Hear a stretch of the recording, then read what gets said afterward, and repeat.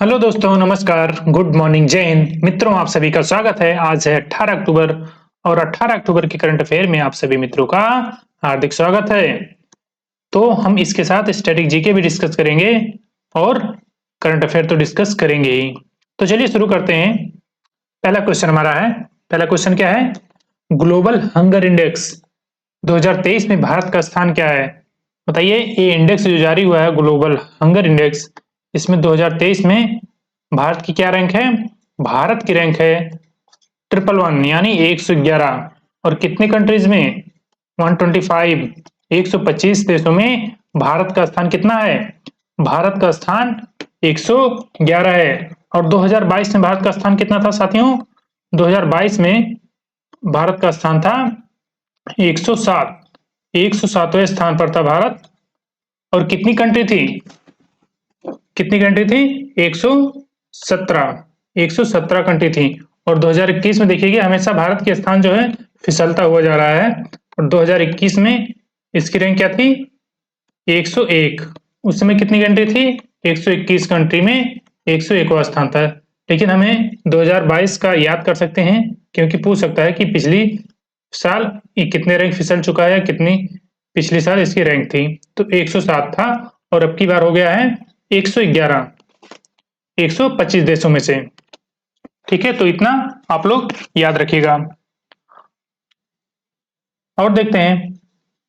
ये देखिए 125 देशों में इसमें अंक दिए जाते हैं, स्कोर जिसे कहते हैं स्कोर 28.7 के साथ ये 111वें स्थान पर है। नेक्स्ट क्वेश्चन चलते हैं।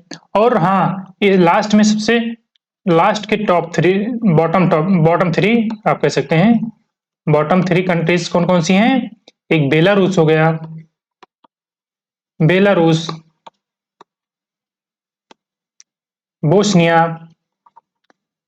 बेलारूस, बोस्निया, और एक कौन सी है? ये हर्जे गोविना, हर्जे गोविना। ये लास्ट में 3 कंट्री हैं। नेक्स्ट क्वेश्चन की तरफ चलते हैं। नेक्स्ट क्वेश्चन हमारा है अंतरराष्ट्रीय मुद्रा कोष यानी IMF, इंटरनेशनल मॉनेटरी फंड।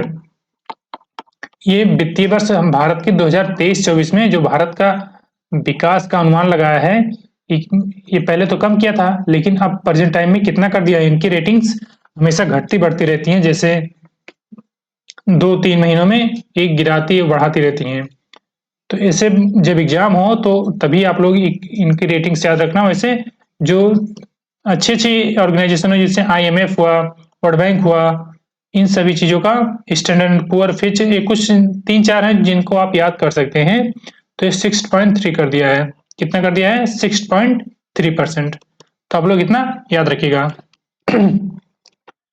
और IMF के बारे में आप लोग बताइएगा कि IMF, इसकी स्थापना कब हुई थी? IMF की स्थापना कब हुई थी? और इसकी हेड कौन है? इसके हेड कौन है? IMF के head Kristalina Georgieva, Kristalina Georgieva है। और इसकी स्थापना कब हुई थी? ब्रेटन वुड्स सम्मेलन आप लोग जानते हैं कि नहीं? ब्रेटन वुड्स सम्मेलन, ये 1945 में जब वर्ल्ड वार सेकेंड जब समाप्त हुआ तो ब्रेटन वुड्स सम्मेलन हुआ। जो कंट्री बर्बाद हो गए थे उनकी सहायता करने के लिए 1945 में ब्रेटन वुड्स सम्मेलन किया गया, जिसमें से 2 ऑर्गेनाइजेशन की स्थापना की गई, एक IMF और एक वर्ल्ड बैंक।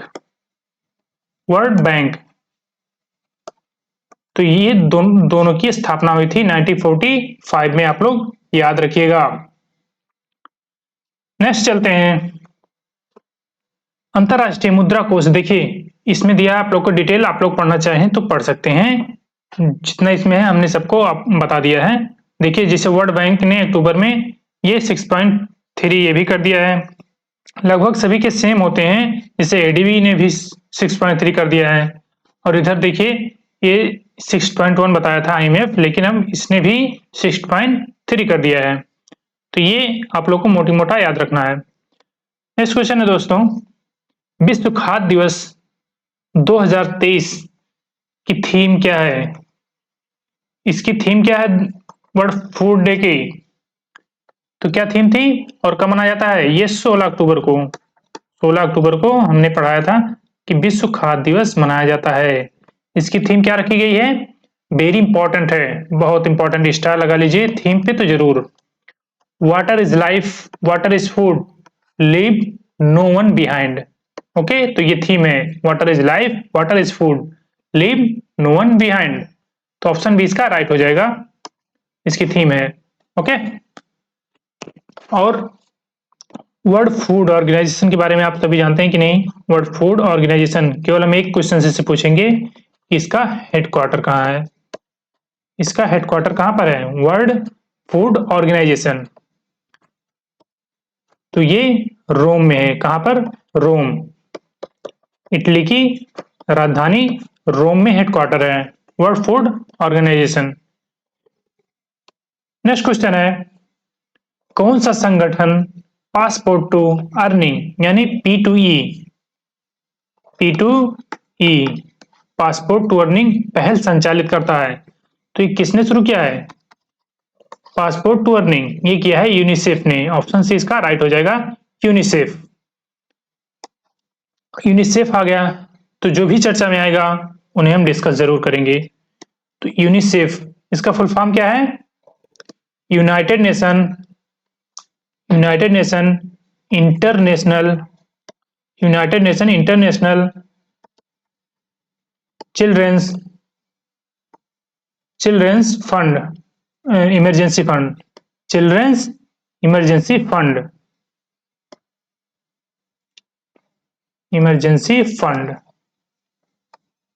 इसका फुल फॉर्म है यूनिसेफ का। और इसकी स्थापना कब हुई थी? स्थापना कब हुआ था इसका? 1946 में, 1946 में इसकी स्थापना हुई थी यूनिसेफ की। और इसके हेड कौन है? वैसे बहुत ज्यादा इंपॉर्टेंट नहीं है लेकिन याद रख लीजिए अगर याद हो तो, Catherine M Russell, Catherine M Russell head है। देखते हैं, देखिए क्या यूनिसेफ ने क्या किया है। ये यूनिसेफ के विश्वव्यापी सीखने से कमाई यानी earning to learning to earning कार्यक्रम पासपोर्ट टू अर्निंग, ये देखिए शुरू किया है P2E। ये वित्तीय साक्षरता और डिजिटल उत्पादकता जैसे क्षेत्रों में ध्यान केंद्रित करते हुए, क्योंकि डिजिटल का आजकल बहुत महत्व है। डिजिटल दुनिया जो है, ये भारत में 10 लाख से अधिक युवा व्यक्तियों को सफलतापूर्वक प्रशिक्षित करेगा और प्रमाणित किया है। उन्हें वित्तीय स्वतंत्रता प्राप्त करने के लिए यानी फाइनेंशियल फ्रीडम करने के लिए की दिशा में महत्वपूर्ण कौशल और रास्ते प्रदान करने पर ध्यान दे रहा है। यानी स्किल, ये देखिए स्किल, स्किल डेवलपमेंट करेगा जिसके कारण वो फाइनेंशियल फ्री हो सके। तो इतना आप लोग याद रखिएगा। नेक्स्ट क्वेश्चन है, इसरो के दूसरे दूसरे पासपोर्ट से जुड़ा कुलशेखरपट्टनम, कुलशेखरपट्टनम, कुलशेखरपट्टनम है किस राज्य में स्थित है? तो इसरो का दूसरा स्पेस पोर्ट है, ये कहां पर है? कुलशेखरपट्टनम, ये है तमिलनाडु में। ऑप्शन बी इसका राइट हो जाएगा, तमिलनाडु में। राइट।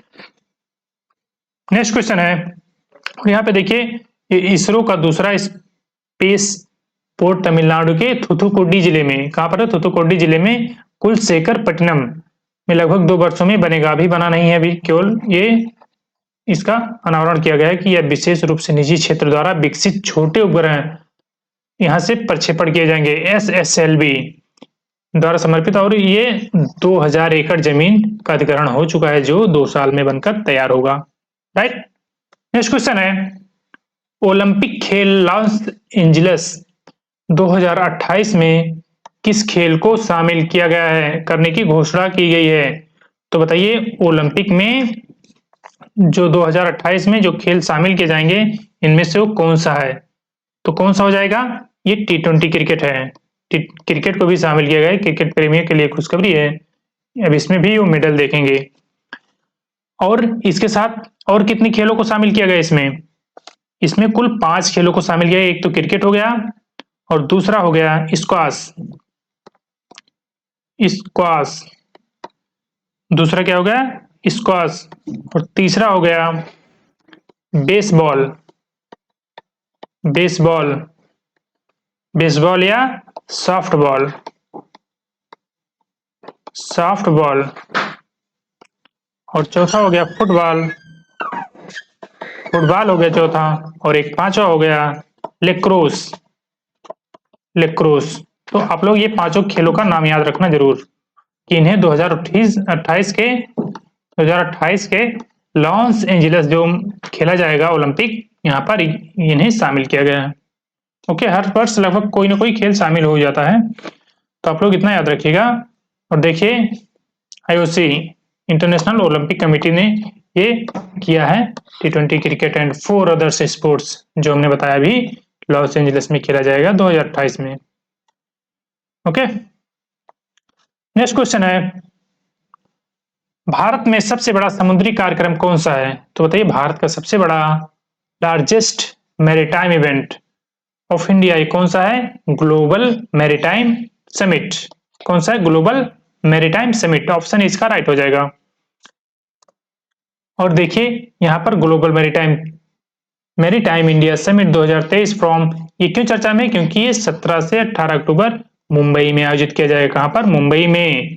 तो इंपॉर्टेंट हो जाता है। देखिए पीएम गति शक्ति यहाँ पर सभी दिया गया है, जैसे connect, collaborate and create, connect, collaborate and create, global maritime summit 2023।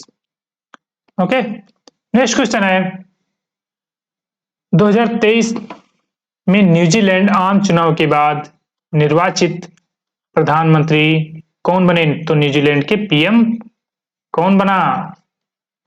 कौन बना साथियों? Christopher Luxon. कौन बना?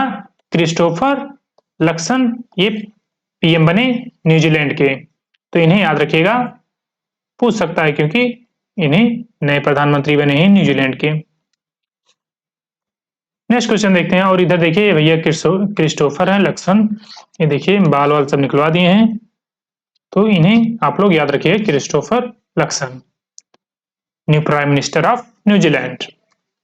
तो अगला क्वेश्चन हमारा क्या है, हाल ही में किन दो सार्वजनिक क्षेत्र के उद्यमों को नवरत्न का दर्जा प्राप्त किया गया है? किसे दिया गया है नवरत्न का दर्जा? इंपॉर्टेंट पॉइंट है, इसे याद रखिएगा। तो किसे दिया गया है? इरकॉन इंटरनेशनल और इंटरनेशनल लिमिटेड और RITES लिमिटेड यानी राइट्स लिमिटेड, इन दोनों को नवरत्न का दर्जा दिया गया है। ये देखिए है भैया इरकॉन, इरकॉन इंटरनेशनल लिमिटेड, और ये है इरिट्स। नेक्स्ट क्वेश्चन है, नेक्स्ट क्वेश्चन क्या है, हाल ही में किस देश ने डॉक्टर भीमराव अंबेडकर की सबसे ऊंची प्रतिमा का अनावरण किया है? तो किस देश में किया गया है डॉक्टर भीमराव अंबेडकर की सबसे ऊंची प्रतिमा का अनावरण? तो यूनाइटेड स्टेट ऑफ अमेरिका में, अमेरिका में डॉक्टर भीमराव अंबेडकर की ऊंची प्रतिमा का अनावरण किया गया। कितनी फीट की है? इसकी लंबाई कितनी, ऊंचाई 19 फीट की, 19 फीट की प्रतिमा का अनावरण किया गया है यूएसए में, यूएसए के मैरीलैंड, मैरीलैंड में किया गया है, वाशिंगटन के मैरीलैंड में। तो आप लोग इतना याद रखिएगा। नेक्स्ट क्वेश्चन है गाइस, ये देखिए इतनी बड़ी प्रतिमा। नेक्स्ट क्वेश्चन क्या है, 2023 में फाइड विश्व जूनियर रैपिड शतरंज चैंपियनशिप किसने जीती? तो बताइए किसने जीती? ये रौनक साधवानी ने जीता। किसने जीता? रौनक साधवानी ने। तो ऑप्शन इसका सी राइट हो जाएगा।